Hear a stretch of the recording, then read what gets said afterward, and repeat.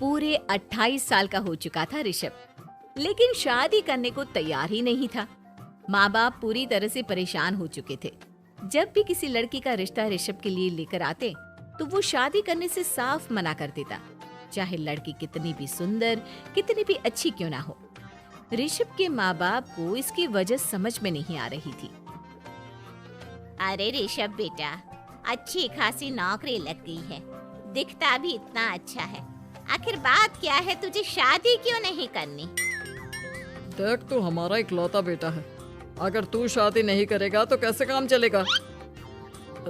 लेकिन मैं शादी करना ही नहीं चाहता, मुझे कोई लड़की पसंद नहीं आती।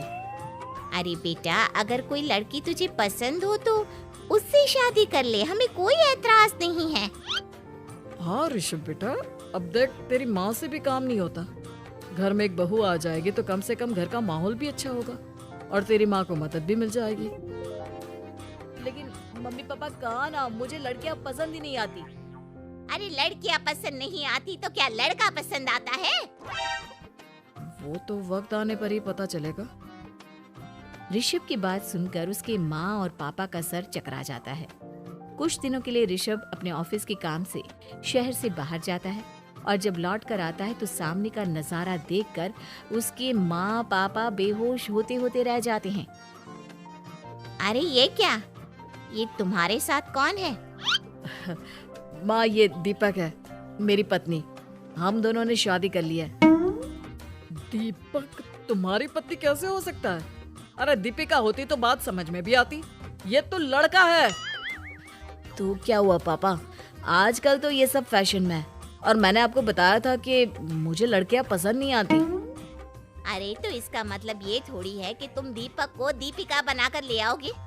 मुझे बहू चाहिए, बहू के रूप में, ये आदमी नहीं। लेकिन मम्मी जी, मैं आपकी बेटी से बहुत प्यार करती हूँ, मेरा मतलब करता हूँ। अरे इसको तो करता हूँ करती हूँ का अंतर भी नहीं पता, लेकर जाए इसे वापस। अगर आपने इसे घर से बाहर निकाला पापा तो मैं भी इसी के साथ चला जाऊंगा। मैं ऋषभ के बिना जी नहीं सकती, मेरा मतलब जी नहीं सकता। हमारा जिंदगी भर का साथ है, प्लीज हमें अलग मत कीजिए मम्मी जी, पापा जी।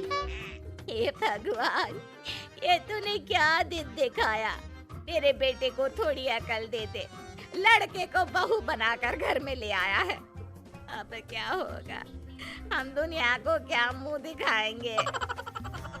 माँ बेकार में परेशान हो रही है। दीपक आपके सारे काम करेगी और एक अच्छी बहू की तरह आपके साथ रहेगी, देखना। पहले तो खुद तो क्लियर कर ले कि ये कुछ करेगा या करेगी, बाद में हम सोचते हैं कि हम क्या करें। बहू के आने के बाद क्या करते हैं, मुंह दिखाई की रस्म, तो आप भी वही कर लीजिए।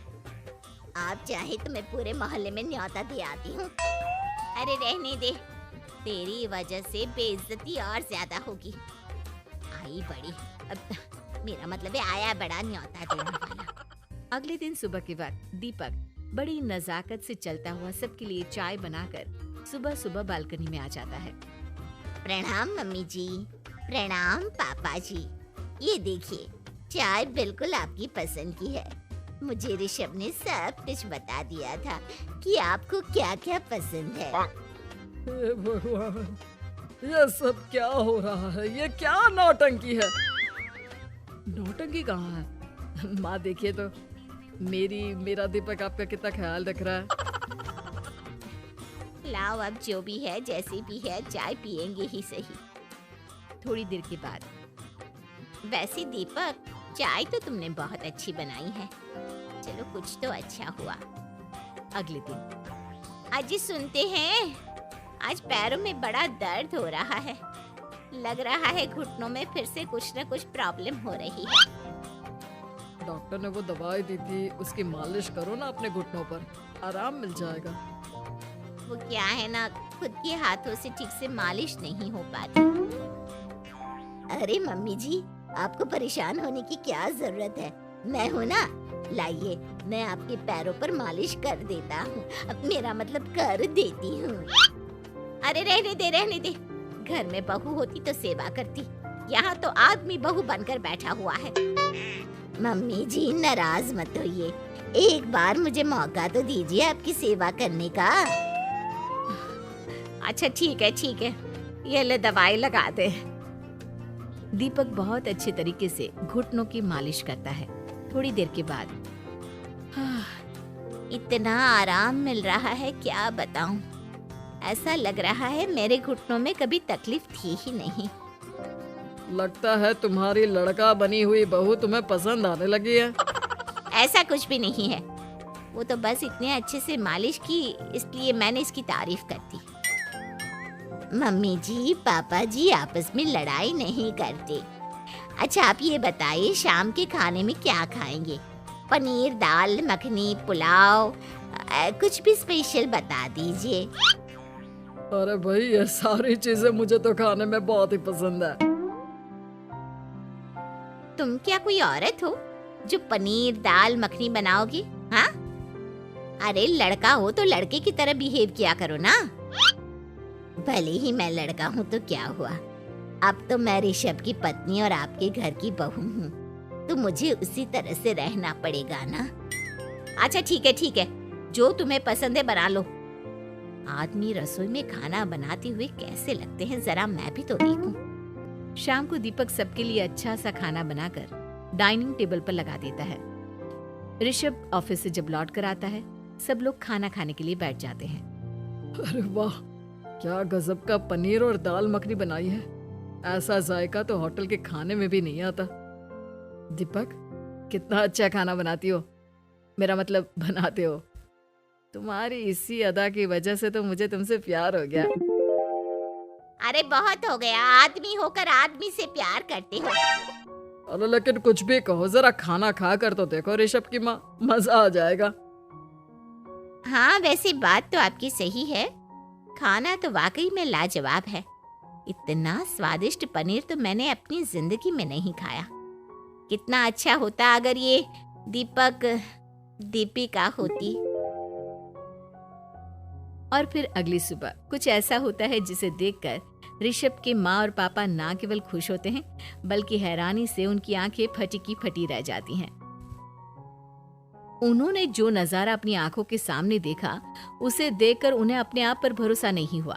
सुबह का वक्त था, सब लोग बालकनी में बैठकर सुबह की चाय का इंतजार कर रहे थे।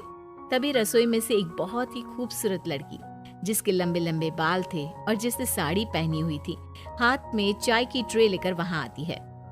अरे ये कौन है? रातों रात हमारा लड़की बहू बन गया क्या? मुझे लगता है कोई सपना देख रहा है।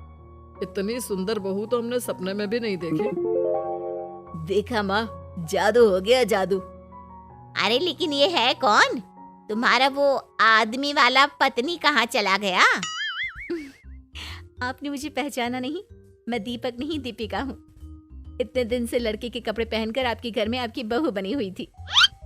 माँ ये दीपक नहीं, दरअसल ये दीपिका थी, लेकिन इसे लड़कों की तरह रहने का शौक था और इसे लड़की की तरह रहना मंजूर नहीं था, इसलिए मैं इसे लड़के के रूप में आपकी बहू बनाकर यहाँ ले आया। तो फिर अचानक ये उसका हृदय परिवर्तन और रूप परिवर्तन कैसे हो गया? वो क्या है ना, मुझे बाद में एहसास हुआ कि आप लोग इस बात को लेकर बहुत दुखी हैं कि आपके बेटे ने एक लड़की के साथ शादी की है, इसलिए मैं अपने असली रूप में वापस आ गई। हमने कोई पुण्य कर्म किए होंगे जो तुम्हारे जैसा, मेरा मतलब तुम्हारे जैसी बहू मिली, इतनी खूबसूरत और इतना ख्याल रखने वाली। भला हो भगवान का कि हमें लड़की बहू मिली है, लड़का बहू नहीं।